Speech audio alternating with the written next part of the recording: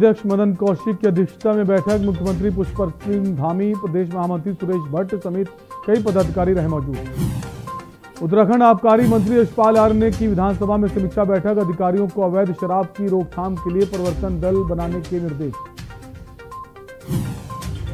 नैनीताल प्राथमिक पाठशाला को ध्वस्त करके बनाई जा रही कार पार्किंग का विरोध। आम आदमी पार्टी धरना प्रदर्शन जारी। उत्तराखंड कैबिनेट मंत्री सतपाल महाराज का बड़ा बयान। पर्यटन एवं संस्कृति विभाग के सभी रिक्त पदों को भरने के निर्देश। विकासनगर पहाड़ों पर बारिश का कहर लगातार जारी। विकासनगर में भी नदियों का रौद्र रूप कैमरे में कैद। पहाड़ियों दरकने से संपर्क मार्ग हो रहे बाधित। उत्तराखंड कांग्रेस हाईकमान के सामने दिग्गजों को साधने की चुनौती। नया नेता प्रतिपक्ष के चयन और प्रदेश अध्यक्ष बदलने के पीछे की पटकथा का नतीजा। आप देख रहे हैं के न्यूज, खबरों का सारथी। उत्तराखंड के उद्योग मंत्री ने विधानसभा कक्ष में समीक्षा बैठक की। बैठक में निर्देश देते हुए कहा गया कि खादी ग्रामोद्योग के उत्पाद को गुणवत्ता युक्त बनाते हुए प्रतिस्पर्धी बनाया जाए। इसके लिए डिजाइनर एवं नवीन मशीनों की सेवाएं ली जाएं। खादी ग्रामोद्योग के उत्पादों के बिक्री के लिए आउटलेट पर्यटक स्थल हरिद्वार, नैनीताल, ऋषिकेश, मसूरी में खोले जाएं और ऑनलाइन मार्केटिंग को भी प्रोत्साहित किया जाए।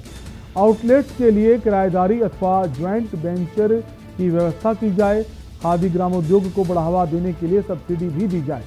खादी ग्रामोद्योग में तैयार की गई टॉवेल, हैंड टॉवेल, बेडशीट का ब्रांड तैयार किया जाए। राज्य सरकार के विभागों में खादी सामग्री की आपूर्ति के लिए अभियान भी चलाया जाए। स्थानीय रोजगार को प्रोत्साहित करने के लिए महिला उद्यमियों और रिटायर्ड सैनिकों के लिए रोजगार प्रोत्साहन योजना भी बनाई जाए।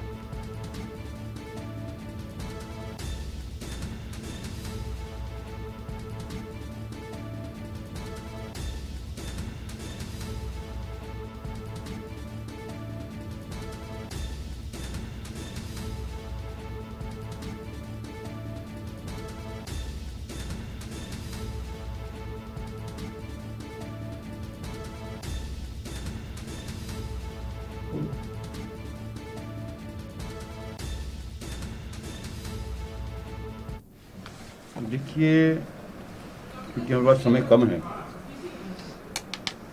मैंने अधिकारियों से कहा कि हम प्रकार के प्रोग्राम लें कि 3 महीने के अंदर जिसको बीच लेकर हम जनता के बीच में जाएं और यहाँ के जो स्थानीय हमारे नौजवान हैं, बेरोजगार हैं, उसको इसका फायदा मिल सके।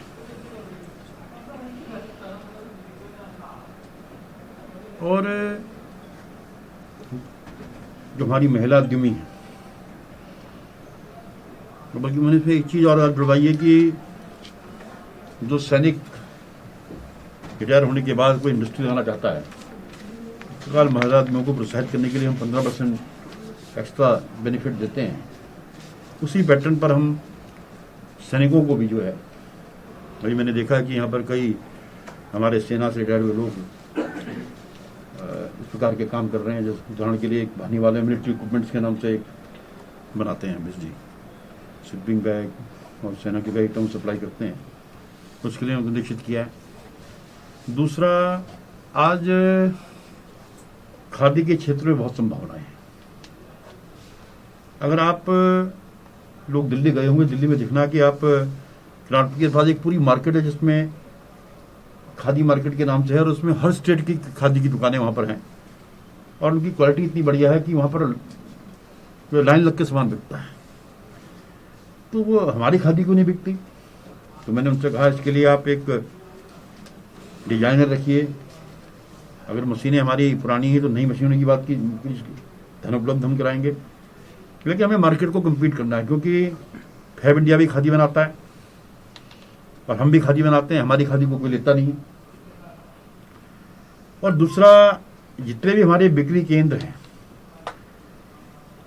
वो ऐसी जगह पर हैं कि वहाँ कोई जाता ही नहीं है। तो आप इसके लिए मैंने कहा कि जैसे हमारे टूरिस्ट प्लेस हैं, नैनीताल है, मसूरी है, ऋषिकेश है, हरिद्वार है, कौसानी है, तो ऐसी जगह पर मैंने कहा आप चाहे आपको रेंट पे लेना पड़े और या किसी और के साथ ज्वाइंट वेंचर में करना पड़े, अब इस काम को करिएगा। कोरोना महामारी की तीसरी लहर को देखते हुए पर्यटन मंत्री व चौबटा खाल विधायक सतपाल महाराज ने लोगों को राहत देने के लिए ऐतिहासिक कदम उठाने शुरू कर दिए हैं। सतपाल महाराज ने अपने विधानसभा क्षेत्र चौबटा खाल में कोरोना वायरस से निपटने के लिए पंजीकृत महिला मंगल दल को जल्द ही ऑक्सीजन के साथ थर्मल स्कैनर देने की घोषणा कर दी है। आपको बता दें, जिसको लेकर सतपाल महाराज का कहना है कि तीसरी लहर जिस तरह से महिलाओं और बच्चों के लिए घातक बताई जा रही है, उसी को ध्यान में रखते हुए ये कदम उठाया गया है।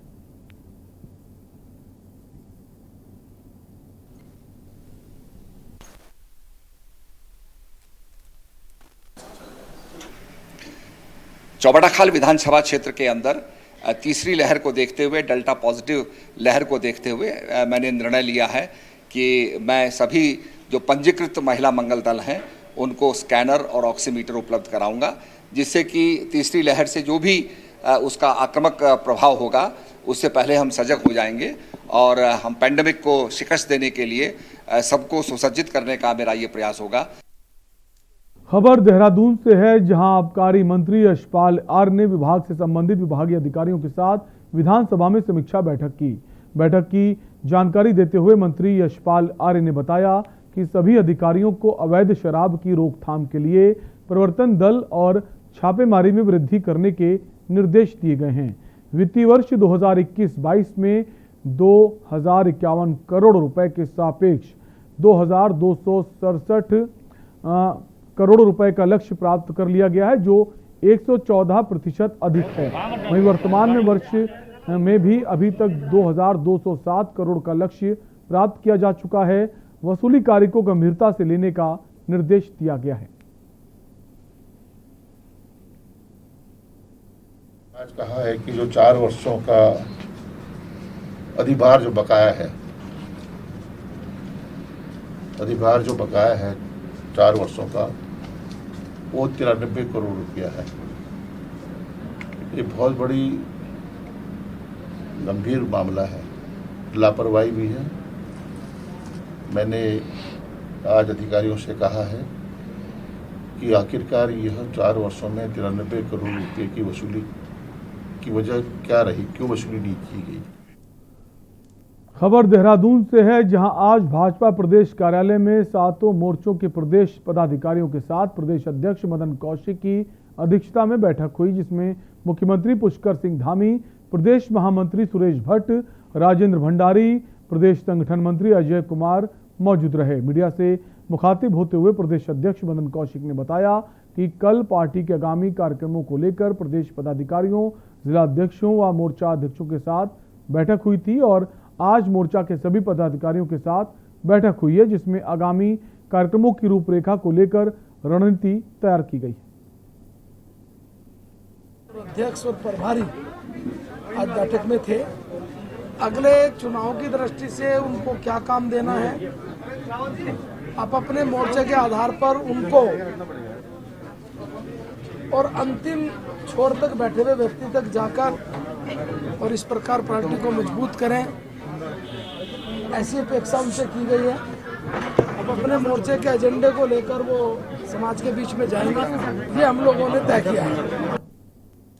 हल्द्वानी में पहुंचे आम आदमी पार्टी के प्रदेश उपाध्यक्ष अमित जोशी ने पत्रकार वार्ता के दौरान बताया कि देहरादून के अंदर केजरीवाल जी के द्वारा जो भी घोषणाएं की हैं, सरकार में आते ही 1 महीने के अंदर पूरी की जाएंगी और जिस प्रकार से विपक्ष आम आदमी पार्टी की घोषणाओं को केवल घोषणा बता रहा है, जिसका जीता जाता उदाहरण जो है दिल्ली में लोगों को बिजली पानी सरकार के द्वारा दी जा रही, जिस प्रकार से भारतीय जनता पार्टी चाहे कांग्रेस पार्टी हो बिजली पानी फ्री देने की बात कर रही है, लेकिन जब से उत्तराखंड बना है इससे पहले भाजपा व कांग्रेस ने जनता को बिजली पानी फ्री क्यों नहीं दिया।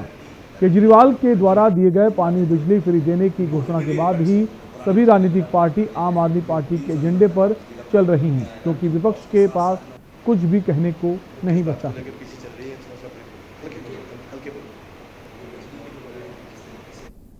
और रुकेंगे एक छोटे से ब्रेक के लिए, जल्द लौटेंगे। आप देख रहे हैं के न्यूज, खबरों का सारथी। जुबान के लिए उड़ चला गैरों की ज़मीं पर, खुशबू अपने पन की ढूंढता औरों की ज़मीं पर, मेरी माटी की ये जुबान, मेरी माटी की ये जुबान है मुझसे दूर मिलो दूर, पर ये दिल है कि चख रहा है उन्हीं अल्फाजों का नूर नूर और नूर। दूर कितना भी जा, इस जुबान से दूर ना जा पाओगे। विमल, बोलो जुबान केसरी।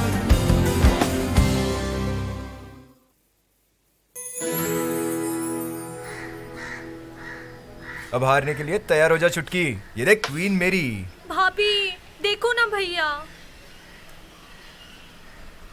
अरे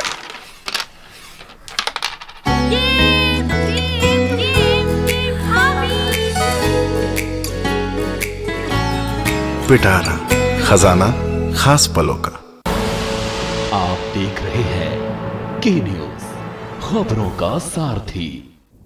ब्रेक के बाद आपका स्वागत है। इसी बीच एक बड़ी खबर देहरादून से आ रही है, जहां पर उत्तराखंड सरकार ने कांवड़ यात्रा को रद्द कर दिया है। कांवड़ यात्रा को लेकर सरकार का बड़ा फैसला। उत्तराखंड सरकार ने कांवड़ यात्रा को रद्द कर दिया है। कई दिनों से इस बात को लेकर हलचल थी कि यात्रा होगी या नहीं होगी, क्योंकि कोरोना काल चल रहा है और हालांकि केसों में कमी जरूर आई है, लेकिन उसके बावजूद कोरोना पूरी तरह नहीं खत्म हुआ और अभी सरकार का बड़ा फैसला आया है। कांवड़ यात्रा को लेकर सरकार ने यात्रा को रद्द कर दिया है। तो बड़ी खबर आपको बता रहे हैं देहरादून से। उत्तराखंड सरकार ने कांवड़ यात्रा को रद्द कर दिया है। कोरोना केसों के कारण इस यात्रा को रद्द किया गया है। कई दिनों से ये चर्चा थी कि यात्रा होगी या नहीं होगी, उस पर अब विराम लग गया है। अब ये यात्रा नहीं होगी। बहुत लोगों का कहना था कि धर्म का मामला है, आस्था का मामला है, श्रद्धा का मामला है, हो सकता है सरकार इसको ना रद्द करे और कोविड प्रोटोकॉल के तहत यात्रा की शुरुआत की जाए, लेकिन अब ऐसा नहीं है। कोरोना केसों के कारण यात्रा को रद्द कर दिया गया है। सरकार किसी भी तरह का रिस्क लेना नहीं चाहती है यात्रा को लेकर, क्योंकि अभी भी पूरी तरह से कोरोना जो है वो खत्म नहीं हुआ है। और आईएमए ने भी आज ही उत्तराखंड सरकार को ये कहा था, मांग की थी कि यात्रा को रद्द किया जाए, जिसका सरकार ने संज्ञान लिया और यात्रा को रद्द किया गया। नैनीताल के तल्लीताल में गांधी पार्क में आम आदमी पार्टी कार्यकर्ताओं द्वारा तल्लीताल में स्थित नगर के प्राथमिक पाठशाला को ध्वस्त करके बनाई जा रही कार पार्किंग के विरोध व लंबे समय से कृष्णापुर पैदल मार्ग को बनाए जाने की मांग को लेकर धरना प्रदर्शन करते हुए सरकार के खिलाफ जमकर नारेबाजी की गई। विधानसभा प्रदीप दुमका ने राज्य सरकार की कथनी और करनी पर प्रहार करते हुए कहा, राज्य सरकार गरीब बच्चों को भद्दा मजाक कर रही है। उनके साथ जिस शिक्षा के मंदिर में गरीब बच्चे शिक्षा ग्रहण कर रहे हैं, उसे तोड़कर वहां पार्किंग बनाई जा रही है। वहीं आप कार्यकर्ताओं ने लंबे समय से बलिया नाले में भूस्खलन के चलते ध्वस्त कृष्णापुर सड़क की वैकल्पिक व्यवस्था न होने पर रोष व्यक्त करते हुए कृष्णापुर वासियों के लिए जल्द से जल्द वैकल्पिक मार्ग बनाने की मांग की है।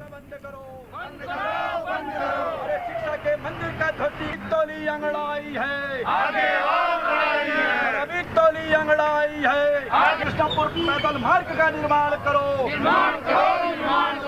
आम आदमी हल्ला बोल, अरे खच्चीकरण के खिलाफ हल्ला बोल, आदमी हल्ला बोल, अरे खच्चीकरण के खिलाफ हल्ला बोल, अरे भ्रष्टाचार पे हल्ला बोल, अरे शिक्षा के मंदिर का ध्वस्तीकरण बंद करो, अरे शिक्षा के मंदिर का एक हेरिटेज बिल्डिंग मतलब जिसमें कि करीब 100-125 साल से एक प्राइमरी स्कूल बच्चों के लिए और एक जूनियर हाई स्कूल चला करता था। इन स्कूलों में मजदूरों का बच्चा पढ़ता है, इन स्कूलों में गरीब का बच्चा पढ़ता है।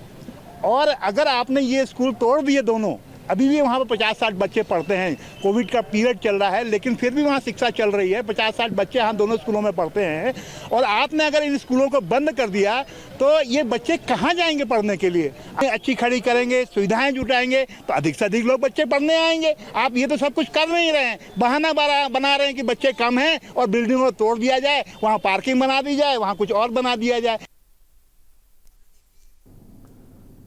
खबर देहरादून से है, जहां विधानसभा में स्वास्थ्य मंत्री डॉक्टर धन सिंह रावत की अध्यक्षता में एनएचएम की बैठक हुई। इस बैठक में कई अहम फैसले लिए गए। बैठक में एनएचएम और स्वास्थ्य विभाग के अधिकारी उपस्थित रहे। वहीं बैठक समापन के बाद स्वास्थ्य मंत्री डॉक्टर धन सिंह रावत ने बताया कि बैठक में कुल 5 अहम फैसले लिए गए हैं, जिसके तहत स्वास्थ्य विभाग में 1865 पदों पर जल्द भर्ती की जाएगी। 50 दिनों में भर्ती प्रक्रिया पूरी करने का लक्ष्य रखा गया है। एनएचएम की मैंने एक समीक्षा बैठक की है और उसमें 5 निर्णय हम लोगों ने किए हैं। पहला निर्णय क्या है कि 1865 पदों की हम भर्तियां करेंगे 50 दिन में। 50 दिन का टारगेट दिया है। इसमें एएनएम लगाई जाएंगी लगभग 400, और नर्सें लगाए जाएंगे, लैब टेक्नीशियन लगाए जाएंगे, हमारे डाटा एंट्री वाले लगाए जाएंगे और डॉक्टर्स की भर्ती की जाएगी। तो एक बड़ा निर्णय तो सरकार ने किया है कि 50 दिन में हम इन सबको नौकरी लगाएंगे। दूसरा निर्णय हमने किया है कि जो ग्राम स्वास्थ्य समितियां हैं हमारी, जिसका अध्यक्ष प्रधान होता है, उनमें एएनएम सचिव होती है, वहाँ आशा वर्कर होते हैं, एक समिति होती है 5-5, 7-7 लोगों की। तो टोटल 7200 ग्राम सभाएं हमारे पूरे राज्य में। इन सारी समितियों का गठन किया जाएगा और हर 15 दिन में इनकी बैठकें होंगी, और ये जो है सरकार को प्रस्ताव भेजेंगे कि गांव में स्वास्थ्य व्यवस्था हमने क्या क्या करना है, सरकार उस पर क्या करेगी, इम्प्लीमेंट करेगी। एक बड़ा निर्णय हमने किया है। पहली बार नैनीताल पहुंची महिला जिला प्रभारी श्रीमती रीता सिंह और सोशल मीडिया प्रभारी नैनीताल अभय सोनवानी का कांग्रेसी कार्यकर्ताओं ने जोरदार स्वागत किया। नैनीताल के राज्य अतिथि गृह में आयोजित कार्यक्रम के दौरान रीता सिंह ने भाजपा सरकार पर निशाना साधते हुए कहा कि भाजपा शासनकाल में महंगाई ने सारे रिकॉर्ड तोड़ दिए हैं। क्या कुछ कहा, आपको सुनाते हैं। वो महिलाओं को कन्विंस कर सकती है। महिलाएं परेशान हैं। महिलाएं, जो रसोई गैस का दाम बढ़ रहा है, जो पेट्रोल का दाम बढ़ रहा है, डीजल, उससे ऐसे नहीं है कि पेट्रोल डीजल का दाम बढ़ रहा है तो रसोई गैस घर का दाम नहीं बढ़ रहा है। उसके अनुसार सारे सामान का, आज तेल देखिए 190 रुपये केजी है, तो हर चीज़ का दाम बढ़ रहा। कोरोना में कितने संस्थान बंद हो गए, कितने लोग बेरोजगार हो गए। अच्छे, अगर मिडिल फैमिली को देखिए तो पूरी तरह से तबाह है।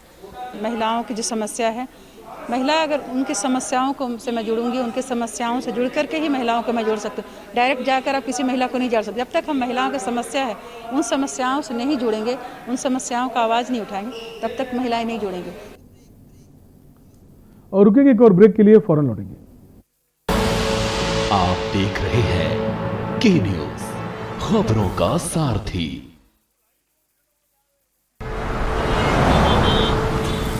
कहाँ जा रहे हो? दुकान पर बैठो और उसे आगे बढ़ाओ। पापा, दुकान आगे बढ़ाने के लिए मुझे दुकान पे बैठने की जरूरत नहीं है। बस बातें करवा लो इनसे।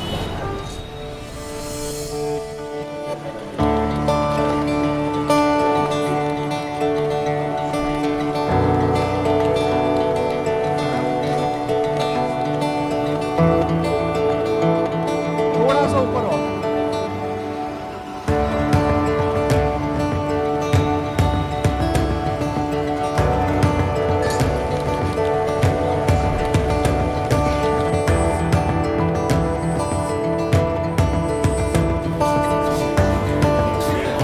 लो जी मैडम, आपके 4 किलो लड्डू। तो बेटा इनका लड्डू पैक कराओ।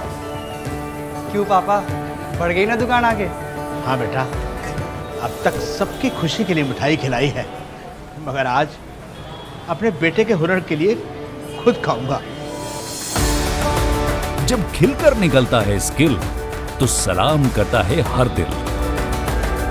DSEU, इंडिया की पहली स्किल एंड एंटरप्रेन्योरशिप यूनिवर्सिटी, जहां ऐसे कोर्सेज में हैं डिग्रीज और डिप्लोमास जो बेटर फ्यूचर की ओर ले जाएंगे आपको।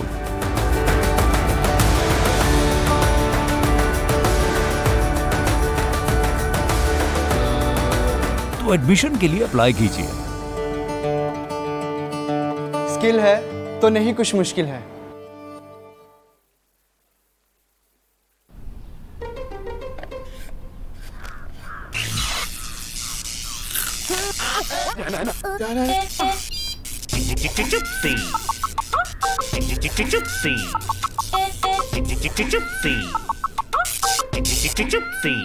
चिप्सीज, दोस्ती का नया फंडा। जुबान के लिए उड़ चला गैरों की ज़मीं पर, खुशबू अपने पन की ढूंढता। दूर कितना भी जा, इस जुबान से दूर ना जा पाओगे। विमल, बोलो जुबान केसरी।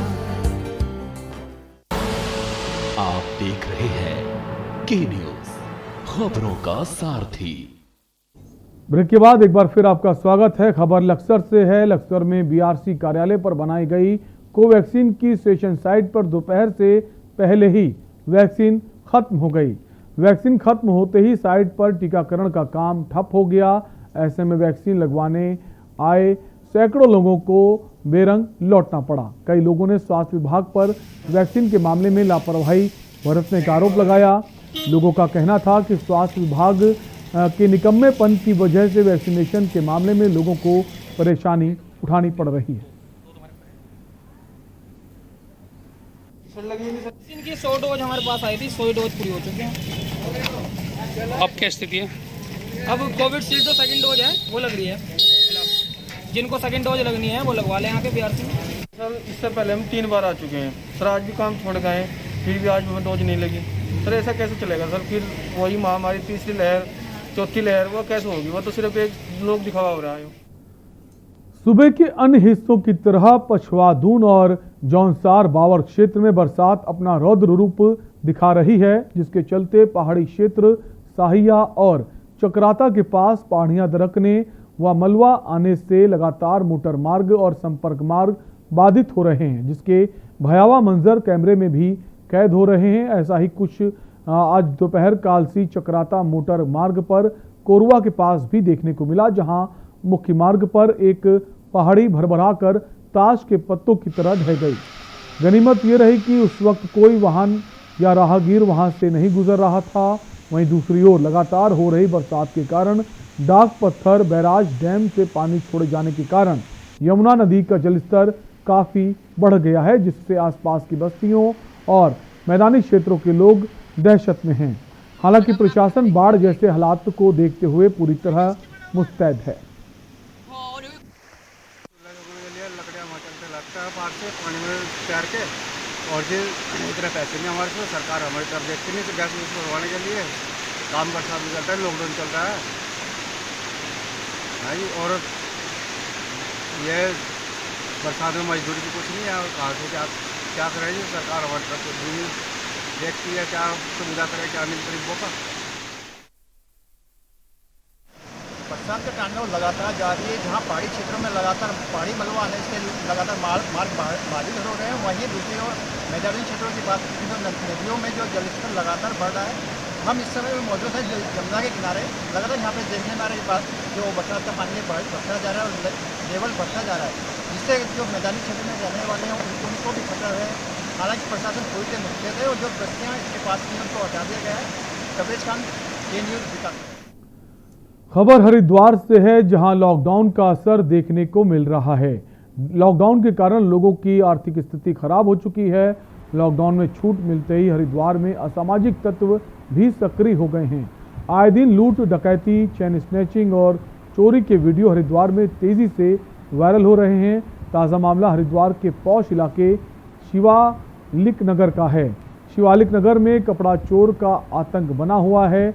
कपड़ा चोरी करते हुए चोर सीसीटीवी में कैद हो गए, जिनका वीडियो सोशल मीडिया पर जमकर वायरल हो रहा है।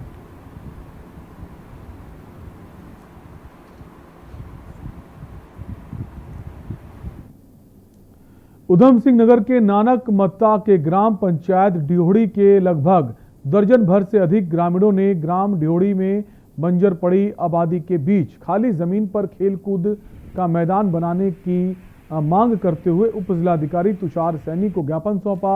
उप जिलाधिकारी तुषार सैनी को सौंपे गए ज्ञापन में ग्रामीणों ने लिखा है कि ग्राम ड्योड़ी उप तहसील नानकमत्ता के अंतर्गत राज्य सरकार की भूमि जो कि अन्य बंजर में कागजातों में दर्ज है। साथ ही कहा कि आबादी के बीच में खाली पड़ी जमीन को क्षेत्र में युवाओं को सरकारी नौकरी व सेना में भर्ती की तैयारी करने में हो रही परेशानी को देखते हुए बंजर पड़ी भूमि पर खेलकूद का मैदान बनाया जाए।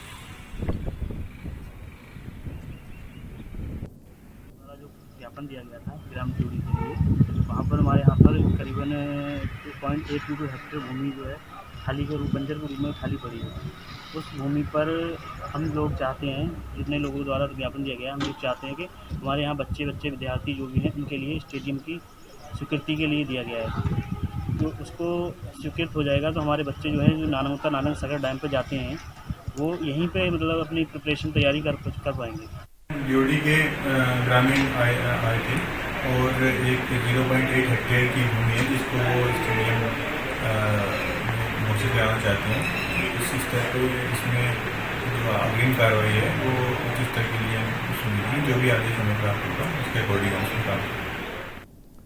खबर मंगलौर के गुरुकुल नारसन से है, जहां इंसानियत शर्मसार होने का मामला सामने आया है। दरअसल गर्भवती महिला ने सड़क पर ही बच्ची को जन्म दे दिया। बच्ची के जन्म के बाद बच्ची का पिता नवजात बच्ची को गुरुकुल नारसन के सामुदायिक स्वास्थ्य केंद्र लेकर गया, जहां डॉक्टर द्वारा नवजात बच्ची को इलाज दिया गया, लेकिन सुरक्षा गार्ड द्वारा पीड़ित को डॉक्टर न होने की बात कहकर वापस भेज दिया गया। वहीं चिकित्सा अधीक्षक विवेक तिवारी ने बताया कि मामला मेरे संज्ञान में आया है, मामले की जांच की जा रही, जो भी दोषी होगा उस पर कड़ी कार्रवाई की जाएगी। मेरे संज्ञान में जो बात आई है तो मुझे ये पता चला है कि कल रात में 12 साढ़े 12 बजे कोई व्यक्ति बाहर से आया और वो एक छोटी बच्ची को लेके आया था जिसकी डिलीवरी हुई थी। तो उसने ये कहा कि उसको दिखा रहा है, तो यहाँ पे गार्ड के द्वारा ये कहा गया कि रात में यहाँ पे कोई ड्यूटी पे नहीं रहता है, जैसा उसने मुझे बताया। अब मेरी ये संज्ञान में बात अभी आई है, मैं इसकी जांच कर रहा हूँ और जांच करने के उपरांत जो भी दोषी पाया जाएगा उसके खिलाफ जो है कड़ी कार्रवाई की जाएगी। और उत्तराखंड बुलेटिन में अभी के लिए इतना ही। बाकी खबरों के लिए बने रहिए के न्यूज़ इंडिया के साथ। नमस्कार।